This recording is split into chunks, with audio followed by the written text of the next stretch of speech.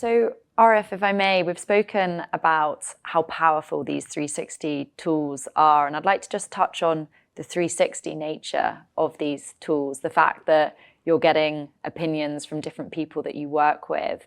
Maybe you can speak to that experience and why that is so valuable.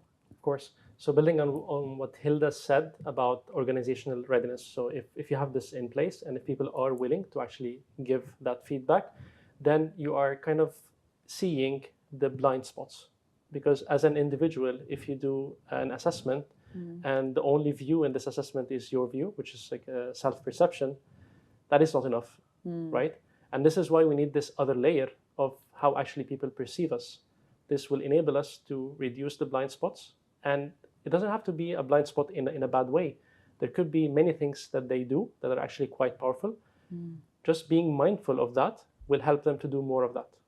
And if there's something that they do and people around them do not appreciate it that much, then they would be also mindful of that and see how can they change and be better and develop in that area.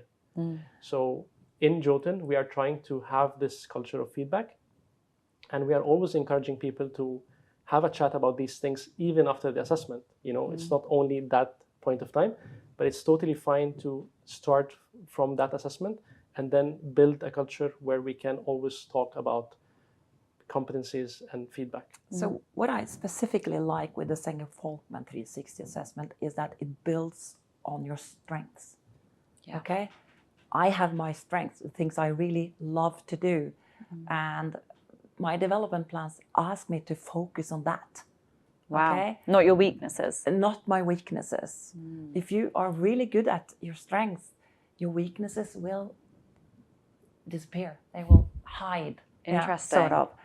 So that is what I love the most. So it's with like Zenger Folkman. it's like a mirror showing you actually what you're very good at. If people can work towards their passion, it's much more engaging and And I wonder, I mean, RF or Hilda, if you could speak to that passion point. So I know there's the CPO model of competence, passion, organizational need. I'm not sure if that's something you use at Jotun. Yeah, could you speak to that at all?